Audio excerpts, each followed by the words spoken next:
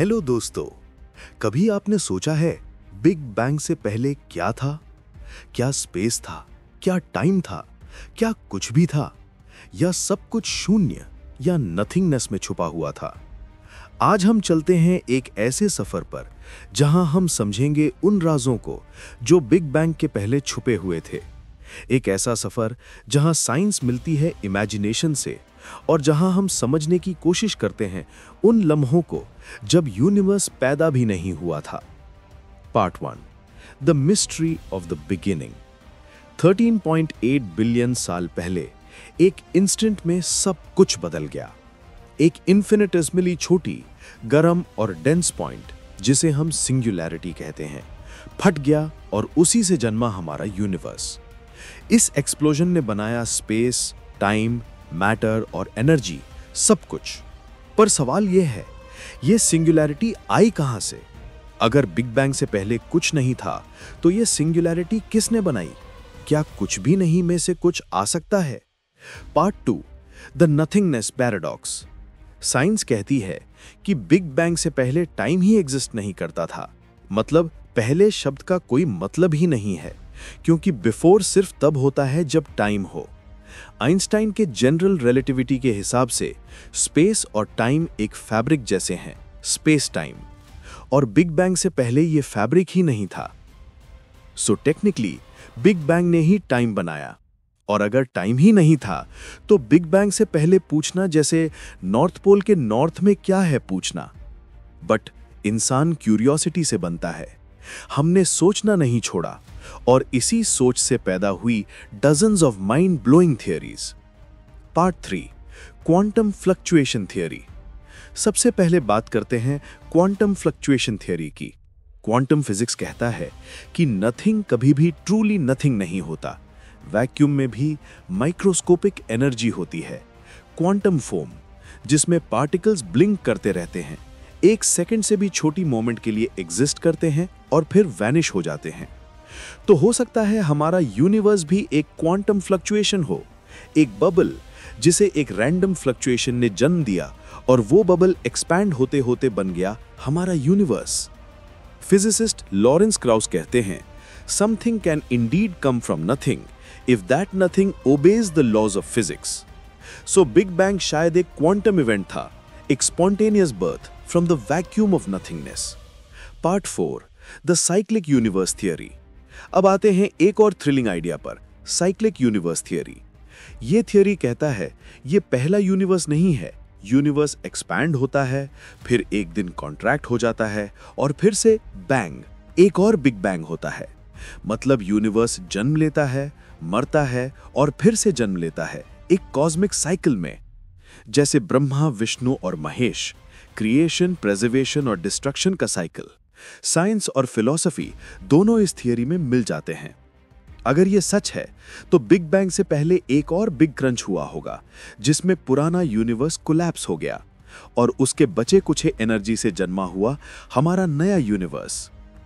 फिर आती है सबसे फैसिनेटिंग और craziest theory, the multiverse theory. सोचो, अगर एक ही नहीं अनंत यूनिवर्सेस हों और हर एक में फिजिक्स के अलग रूल्स हों, कहीं ग्रेविटी ज्यादा, कहीं टाइम अलग चलता हो। क्वांटम कॉस्मोलॉजी कहता है कि हर एक बिग बैंग एक नया यूनिवर्स पैदा करता है। हो सकता है हमारा यूनिवर्स भी एक कॉस्मिक फोम के बबल जैसा हो, जहां हर बबल एक नया कॉस्मोस है। फिजिसिस्ट्स स्टीफन हॉकिंग और मिचियो काकू जैसे साइंटिस्ट्स भी इस आइडिया को सपोर्ट करते हैं कि शायद बिग बैंग एक बड़ा मल्टीवर्स एक्सप्लोजन था। और अगर यह सच है तो बिग बैंग से पहले भी अनंत बिग बैंग्स हुए होंगे, हर एक अपना एक नया वर्ल्ड लेकर। Part 6, string theory and higher dimensions. String theory कहता है कि हमारा यूनिवर्स सिर्फ 3D नहीं है, यहां 10 या 11 डायमेंशंस हो सकते हैं, जहां मैटर और एनर्जी के स्ट्रिंग्स वाइब्रेट करते हैं। कुछ फिजिसिस्ट्स जैसी ब्रायन ग्रीन कहते हैं कि बिग बैंग एक कोलिजन था between 2 higher dimensional membranes, branes. सोचो, 2 बड़े ब्रेन्स एक दूसरे से टकराए और उस कोलिजन से एनर्जी का एक्सप्लोजन हुआ, वही हमारा बिग बैंग। और जब वो ब्रेन्स फिर से टकराएंगे, एक और बिग बैंग होगा। मतलब क्रिएशन कभी खत्म नहीं होती, सिर्फ रिपीट होती रहती है। Part 7, the role of time. पर सबसे कंफ्यूजिंग बात यह है कि टाइम खुद क्या है। क्या टाइम बिग बैंग से पहले भी था या वो वहीं से शुरू हुआ? आइंस्टाइन ने कहा था टाइम रिलेटिव है, लेकिन क्वांटम ग्रेविटी मॉडल्स कहते हैं टाइम एक इल्यूजन भी हो सकता है। यानी बिग बैंग से पहले का कॉन्सेप्ट ही मीनिंगलेस था, क्योंकि जब टाइम एग्जिस्ट नहीं करता तो बिफोर का मतलब ही नहीं बचा। तो हो सकता है हमारा यूनिवर्स एक टाइमलेस वॉइड में ही डॉर्मेंट था, एक बेचैन एनर्जी जो एक दिन बिग बैंग के रूप में फट पड़ी। Part 8, ancient Indian perspective. अगर हम अपने पुराणास और वेदास में देखें तो वहां भी लिखा है यूनिवर्स अनेक बार बनाया और मिटाया जाता है।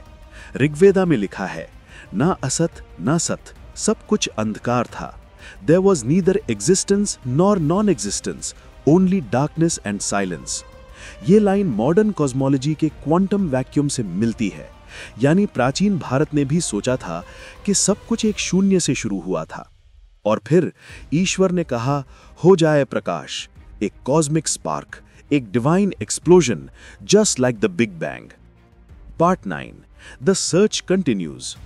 आज के साइंटिस्ट के पास एडवांस टेलीस्कोप्स हैं, जैसे James Webb space telescope JWST, जो यूनिवर्स के सबसे पुराने फोटॉन्स को डिटेक्ट कर रहा है।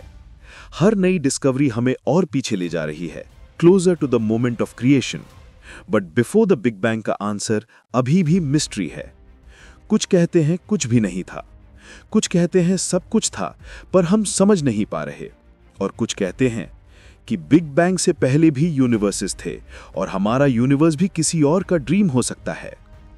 Conclusion, the infinite curiosity. तो दोस्तों, बिग बैंग से पहले क्या था, इसका जवाब शायद कभी पूरे सर्टेनिटी से ना मिल पाए, लेकिन इसी क्वेश्चन ने ह्यूमन क्यूरियोसिटी को जिंदा रखा है। हमने स्पेस एक्सप्लोर किया, क्वांटम थ्योरी समझी, टाइम और मैटर के राज खोले, सिर्फ एक सवाल के लिए, हम कहां से आए। और शायद इसी में यूनिवर्स का सबसे बड़ा मैजिक छिपा है कि हम सब एक स्टार डस्ट से बने हैं, एक पुराने एक्सप्लोजन की कहानी से। सोच के देखो, हम सब एक कॉस्मिक मेमोरी हैं, एक एंशिएंट स्पार्क जो आज भी हमारे अंदर जल रही है। और शायद एक दिन हम भी समझ जाएंगे बिग बैंग से पहले क्या था। Till then, keep wondering, keep exploring.